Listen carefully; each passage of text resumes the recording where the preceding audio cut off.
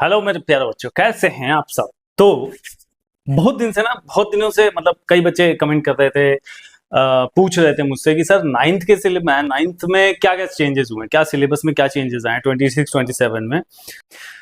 तो इसी चीज को देखते हुए ना एक छोटा सा डेमोन्स्ट्रेशन करेंगे मैथ्स के सिलेबस में क्या क्या चेंजेस हुए हैं। और हालांकि इस बार सीबीएसई ने दिल खुश कर दिया, मजा आ गया। जो मैं मतलब बार बार बच्चों से ये बोलता था कि तुम्हारी जो लर्निंग है मैथ्स की, जो तुम्हारा एटीट्यूड हो रहा है towards mathematics, it was going down, it was decaying, but एक बार फिर से सीबीएसई ने ये बता दिया है कि दे आर द बेस्ट।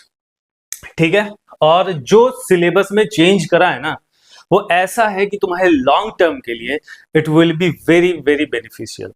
जो कि कोविड से पहले हुआ करता था, कोविड के बाद कुछ टॉपिक्स हटाए गए थे, कुछ चैप्टर्स हटाए गए थे, तो फिर से उनको इंट्रोड्यूस किया गया, कुछ नए चैप्टर्स को उठाया गया, ऊपर से नीचे लेके आए हैं, तो उनको इंट्रोड्यूस किया गया, जिससे कि आपकी लर्निंग जो होगी towards mathematics, that will be awesome.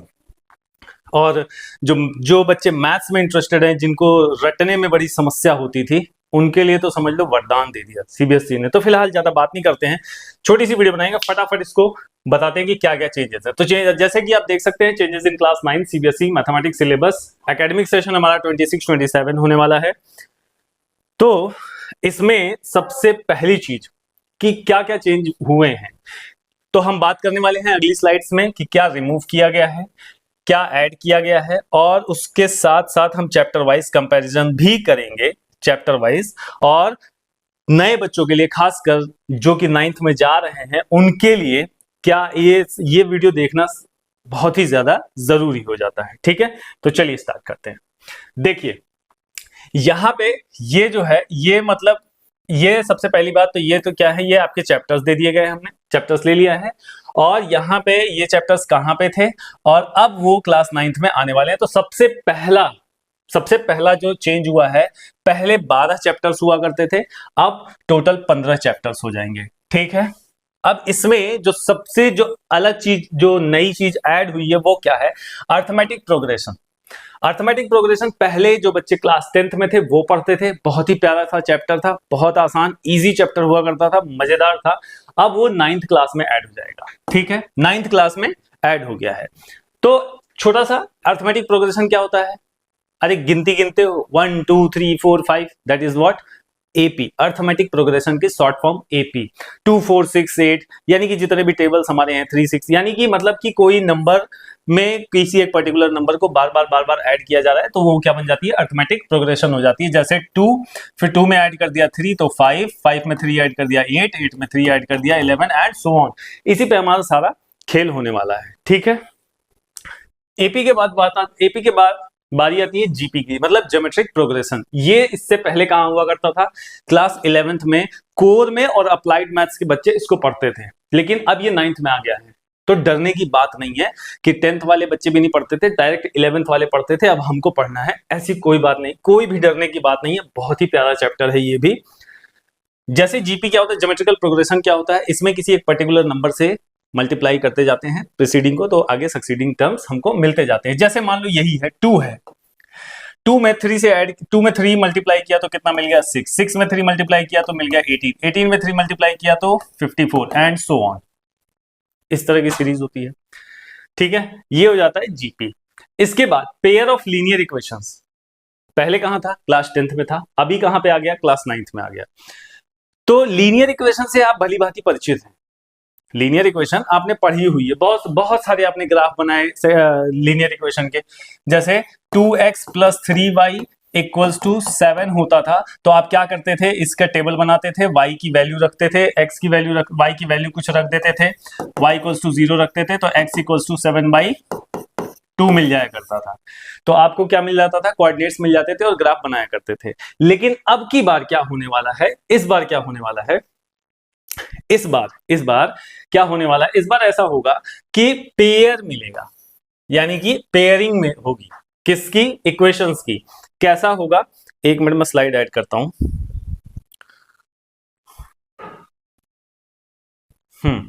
इस तरह का a1x + b1y + c1 = 0, a2x plus B2i plus C2 equals to 0। ये हो जाती थी इक्वेशन नंबर 1, ये हो जाती है अभी इक्वेशन नंबर 2। और इन दोनों इक्वेशंस को हमको क्या करना पड़ेगा, सॉल्व करना पड़ेगा। तो दो मेथड आपके 10th वाले पढ़ते थे, अभी यही पढ़ेंगे, सब्स्टिट्यूशन मेथड और एलिमिनेशन मेथड। बहुत ही मजेदार चीज है। लेकिन लेकिन लेकिन इसमें एक चीज और खास इन्होंने इंट्रोड्यूस करी है, अभी मैं बताता हूं उसका फायदा क्या होने वाला है। फिलहाल फिर चलते हैं हम प्रोबेबिलिटी पे। प्रोबेबिलिटी बहुत पहले हुआ करता था नाइन्थ क्लास में, लेकिन इसको हटा दिया गया था। ठीक है, प्रोबेबिलिटी बहुत ही मजेदार है। जैसे सिक्का उछाला, हेड आया टेल, हम लोग बार बार कहते हैं ना रोहित शर्मा टॉस जीतेंगे कि महेंद्र सिंह धोनी जीतेंगे, ये सारी चीजों की कैलकुलेशन आप करेंगे इसमें प्रोबेबिलिटी में। ठीक है, लूडो खूब खेलते हो आजकल, है ना, लूडो खेलते रहते हो, 1 2 3 4 5 6 होते हैं, तो हमारी गोटी जाके अटक गई, हमको 2 चाहिए, यानी कि 2 आने की प्रोबेबिलिटी क्या होगी। ये सारी चीजें कि आप जीतने की प्रोबेबिलिटी कितनी है, हारने की प्रोबेबिलिटी कितनी है, बहुत ही मजेदार है। रियल लाइफ एग्जांपल्स इसमें मिलेंगे आपको प्रोबेबिलिटी चैप्टर्स में। बिल्कुल डिलीट हो चुका था, अब आपके पास सामने आ रहा है। इसके बाद कंस्ट्रक्शन जो आप 6th 7th 8th में पढ़ते आए हैं, कंस्ट्रक्शन पहले भी हुआ करता था, लेकिन बीच में उसको हटा दिया गया था, इस बार फिर से रीइंट्रोड्यूस करा दिया गया है। ठीक है, areas of parallelogram. Areas of parallelogram हम एक्चुअली क्वाड्रिलेटरल 9th में पढ़ रहे थे, लेकिन फिलहाल उसमें एरिया ऑफ पैरेललोग्राम नहीं था। पैरेललोग्राम की प्रॉपर्टीज थी, बहुत ही मतलब बेहतरीन प्रॉपर्टीज थी, ज्योमेट्री का एक बहुत ही खास चैप्टर था। ये इसमें से एरिया ऑफ पैरेललोग्राम हटा दिया गया था, इस बार उसको फिर से इंट्रोड्यूस किया गया। पैरेललोग्राम के बारे में आपने अच्छा खासा सुन रखा होगा 6th 7th 8th में। ठीक है, इसके बाद असेसमेंट इसमें थोड़ा सा चेंज किया गया है, ओपन बुक एग्जाम्स होंगे। फिलहाल हम चलते हैं आगे। तो अब हम इन सारी चीजों की बात डिटेल में कर लेते हैं कि क्या क्या 2025 और 2026 में चैप्टर वाइज क्या क्या चेंजेस हुए हैं। फिर उसके बाद जो सीबीएसई का ऑफिशियल वेबसाइट है उस पे क्या सिलेबस में स्ट्रक्चरल बदलाव हुए हैं। और सबसे बड़ी बात क्लास 9th की बेटा कि इस बार सीबीएसई ने मैथ्स को बिल्कुल ऊपर रखा है। सबसे focus on conceptual and assessment changes आप लोगों के लिए नहीं है, फिलहाल हमारे लिए है। लेकिन जो सबसे मजेदार चीज है वो क्या है बेटा, कॉन्सेप्चुअल। कि अगर मैथ में कॉन्सेप्ट ही ना रह जाए, बेसिक ही ना रह जाए, तो फिर मैथ पढ़ने का मजा ही क्या और फायदा ही क्या है। तो इसमें उन्होंने क्या किया है, कॉन्सेप्चुअल लर्निंग पे ज्यादा फोकस किया है। देखते हैं कैसे। देखिए, तो 9th में जब आप जाते, अगर पिछले साल होते, तो आपको सबसे पहले नंबर सिस्टम पढ़ना पड़ता। नंबर सिस्टम में हम सारी चीजें पढ़ते हैं, रेशनल इरेशनल, ये सारे नंबर्स के बारे में पढ़ते हैं। तो उसमें कोई मेजर चेंज नहीं है, कुछ खासा चेंज नहीं है। पॉलिनोमियल जो अपने आप में खुद एक अलग मैथमेटिक्स है। ठीक है, उसमें पिछले साल भी यानी कि 24 25 यानी 25 26 में अच्छा खासा सेकेंड चैप्टर हुआ करता था। खूब सारी आइडेंटिटीज हम यूज करते थे, और वो आइडेंटिटीज जब तक आप मैथ्स पढ़ेंगे या आपकी जिंदगी भर काम देने वाली आइडेंटिटीज होती थी। तो इसमें इन्होंने क्या किया है, मोर एप्लीकेशन बेस्ड एग्जांपल्स दे दिए हैं।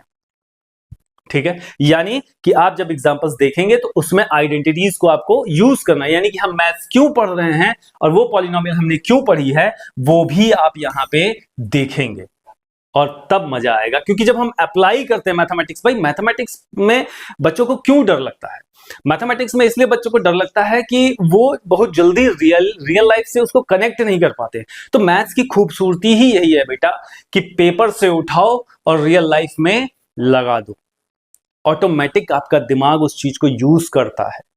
लेकिन जब हम पढ़ते हैं तो सोचते पॉलिनोमियल कहाँ है, कुछ यूज ही नहीं हो रहा, कहाँ, मतलब हम क्यों पढ़ रहे हैं, ट्रिग्नोमेट्री हम क्यों पढ़ रहे हैं। भैया ट्रिग्नोमेट्री और पॉलिनोमियल के बिना दुनिया चलना मुश्किल है। ठीक है, तो पॉलिनोमियल ऐसी एक मैथमेटिक्स का अलग चैप्टर था, एक समझ लो एक बड़ी ब्रांच है। इसमें इन्होंने क्या कर दिया, एप्लीकेशन बेस्ड एग्जांपल सारे दे दिए। ठीक है, फिर उसके बाद कोऑर्डिनेट ज्योमेट्री, अच्छा खासा नंबर आता था बच्चों का, बहुत ही आसान हुआ करती थी कोऑर्डिनेट ज्योमेट्री। इसमें क्या किया है, कुछ बदलाव नहीं किया है, बदलाव से डरने की जरूरत नहीं है। ग्राफ इंटरप्रिटेशन फोकस कर दिया है, यानी कि ग्राफ ज्यादातर आप यूज करने वाले हैं। और आपने हिंदी में एक कोट भी सुना होगा या इंग्लिश में भी कोट सुना होगा कि एक पिक्चर जो है 1000 वर्ड से ज्यादा बोलती है।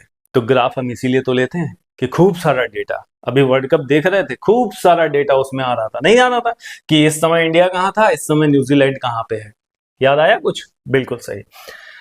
लीनियर इक्वेशन जिसकी मैंने बात की थी, सबसे प्यारी चीज वर्ड प्रॉब्लम को एम्फसाइज किया गया है, यानी कि जो आप इक्वेशंस को देखेंगे, बनाएंगे, खुद से पढ़ेंगे, फिर समझेंगे और फिर इक्वेशंस बनाएंगे, तब उनको सॉल्व करेंगे।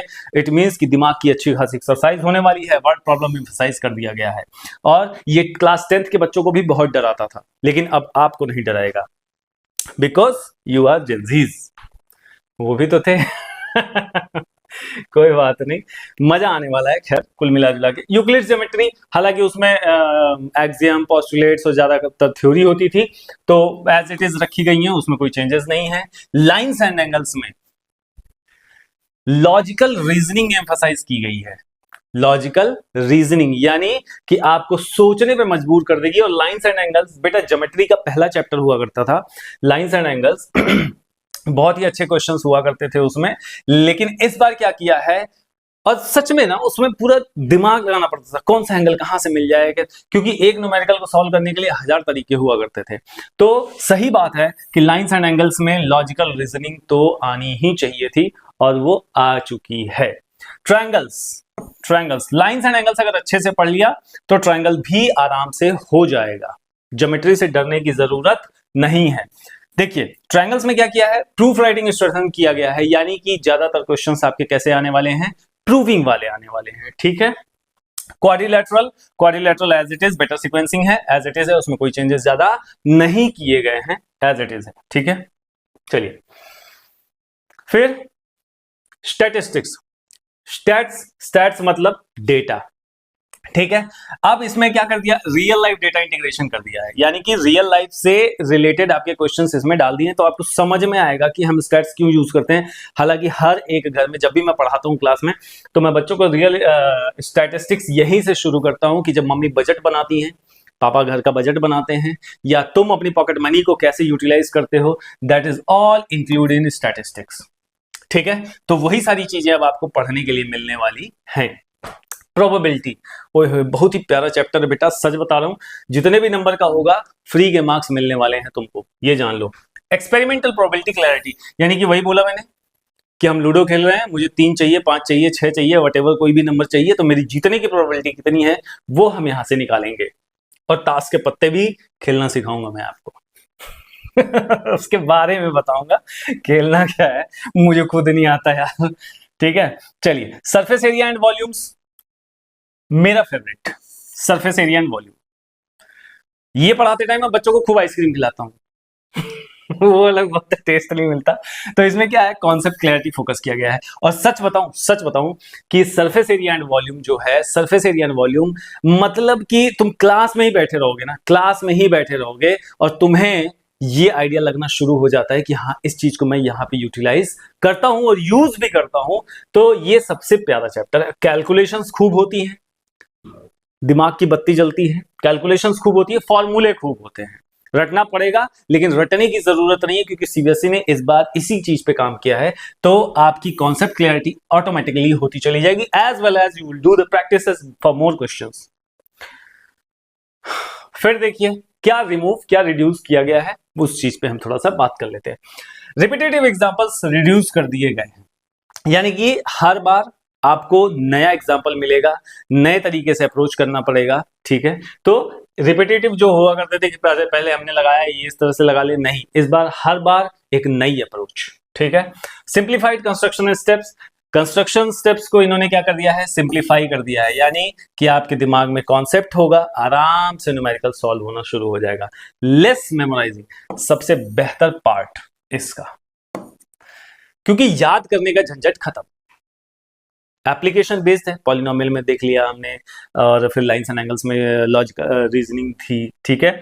तो याद करने का झंझट खत्म, याद नहीं करना है, बस जितनी प्रैक्टिस करेंगे। और सबसे बड़ी बात बेटा, जो मैथ्स हम पढ़ रहे हैं इस समय देख देख के कि हमको तो उस समय आ जाता है, लेकिन फिर बाद में जब हम न्यूमेरिकल सॉल्व करने जाते हैं हमको नहीं आता है।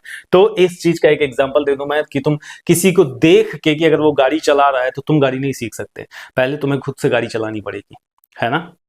ठीक है, मजा आता है गाड़ी चलाने में। ठीक है, तो लेस मेमोराइजेशन बेस्ड कंटेंट है, हमको याद करने की जरूरत नहीं है, धुआंधार एप्लीकेशन लगाएंगे, न्यूमेरिकल सॉल्व करेंगे, ऑटोमेटिकली हमारे कॉन्सेप्ट्स बिल्डअप होते चले जाएंगे, कभी नहीं भूलेंगे। ठीक है, फिर न्यू एडिशन एंड एनहेंसमेंट किस चीज का किया गया है, कॉम्पिटेंसी बेस्ड क्वेश्चंस आ गए। कॉम्पिटेंसी बेस्ड क्वेश्चंस आने का मतलब ये है कि अब आपको देख के सोच के न्यूमेरिकल्स नहीं लगाने हैं, अब आपको क्या करना है, प्रॉपर प्रैक्टिस करनी है, तभी आप इन सारे क्वेश्चंस को लगा सकेंगे। केस स्टडी स्टाइल प्रॉब्लम्स का मतलब ये हो गया कि एक आपको रियल लाइफ सिचुएशन दे दी जाएगी, उसमें से आपको न्यूमेरिकल्स दिए रहेंगे, उसको सॉल्व करना होगा, और ये चीज आपको बहुत ही अच्छी तरीके से कनेक्ट करेगी आपकी खुद की लाइफ से। ठीक है, फिर हॉट्स हैं, हायर ऑर्डर थिंकिंग स्किल्स, तो ये तो आपके कॉन्सेप्ट्स को बिल्डअप करने ही वाली है। ठीक है, चलिए, तो सबसे last but not the least, strategy for students. क्या स्ट्रेटजी बनाएंगे आप, सुन लीजिए, बहुत ही प्यारी चीज। कंप्लीट एनसीईआरटी थॉरोली, एनसीईआरटी ही पढ़िए पहले, सबसे पहले बेस बनाने के लिए एनसीईआरटी पढ़ लीजिए, उसके बाद आप साइड बुक्स पे जाएंगे। ठीक है, practice reasoning questions, focus on understanding not rote. तब से मैंने पता नहीं कितनी बार इस चीज को बोल दिया इस वीडियो में, एक वीडियो में, कि रट्टा नहीं मारना है, रट्टा नहीं मारना है। अंडरस्टैंडिंग अगर आपकी बेटर हो गई ना बेटा, तो 11th 12th या आगे की पढ़ाई कुछ भी करो, आराम से सारी चीजें होती चली जाएंगी, रट्टा नहीं मारना है। फिर उसके बाद वीकली स्ट्रक्चर्ड रिवीजन, और पढ़ाई में सबसे ज्यादा जरूरी जो होता है वो रिवीजन का होता है। हम रिवीजन नहीं करते, सोचते हैं कि आगे का कुछ पढ़ ले, पीछे का नहीं। आधी छोड़ सारी को धावे ना, आधी पावे ना सारी पावे। इसमें इसलिए जो भी पढ़ा हुआ है पिछले 2 हफ्तों, 4 हफ्ते, 10 हफ्ते में, उसको एक बार रिवाइज करेंगे। एक बार रिवाइज करने में थोड़ा समय लगेगा, दूसरी बार जब रिवाइज करोगे तो तुम्हारा कॉन्फिडेंस भी बूस्ट होगा। ठीक है, फिलहाल समरी क्या है, स्ट्रक्चर लार्जली सिमिलर, यानी कि बहुत सारा चेंज नहीं हुआ है, कोई डरने की जरूरत नहीं है। कॉन्सेप्चुअल क्लैरिटी एम्फेसाइज की गई है, यानी कि रट्टा मारने वाला काम खत्म, कॉन्सेप्ट बेस्ड आपके क्वेश्चंस होने वाले हैं। एप्लीकेशंस बेस्ड लर्निंग, अगर ये आपने कर लिया तो कॉन्सेप्ट ऑटोमेटिकली आपके बिल्डअप होते चले जाएंगे। Better alignment with higher classes, बहुत ही बढ़िया बात कि हायर क्लासेस में जो क्वेश्चन, जो चैप्टर्स हुआ करते थे, 11 से जीपी उठा लिया, 10 से एपी उठा लिया, प्रोबेबिलिटी उठा ली, और इसमें ले आके इंक्लूड कर दिया। तो बेटा समअप करते हुए अगर मैं मुझसे कोई पूछे कि कंक्लूजन ऑफ दिस वीडियो क्या है, तो ये है कि सीबीएसई ने बच्चों के लिए बहुत ही बढ़िया काम किया, बहुत ही बढ़िया काम किया। जिनको मैथ से डर लगता था, अब उनको मैथ से डरने की कोई जरूरत नहीं है। मैं ऐसा इसलिए बोल रहा हूं कि अगर आप अभी देख रहे हैं तो आप ये सोच रहे हैं कि सर 12 चैप्टर से 15 चैप्टर हो गए और आप कह रहे हैं डरने की जरूरत नहीं है। नहीं, इसलिए नहीं है क्योंकि अगर लॉजिकली सोचो बेटा, तो ये 2-3 चैप्टर्स जो ऐसे हैं वो बहुत ही प्यारे चैप्टर्स हैं और फ्री के मार्क्स दिलाने वाले हैं। ठीक है, फ्री के मार्क्स दिलाने वाले हैं आपकी थिंकिंग स्किल्स को बढ़ाने के लिए। इन्होंने क्या कर दिया, एप्लीकेशन बेस्ड लगा दिया और कॉन्सेप्चुअल क्लैरिटी पे फोकस किया है। ठीक है, तो डरने की कोई जरूरत नहीं है, बहुत ज्यादा मजा आने वाला है, बहुत ही प्यारे प्यारे न्यूमेरिकल्स आने वाले हैं, हम आराम से लगाएंगे, एंजॉय करेंगे मैथ्स को, मैथ्स का डर गया अपने घर।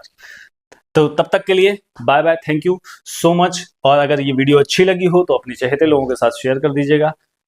Have a nice day.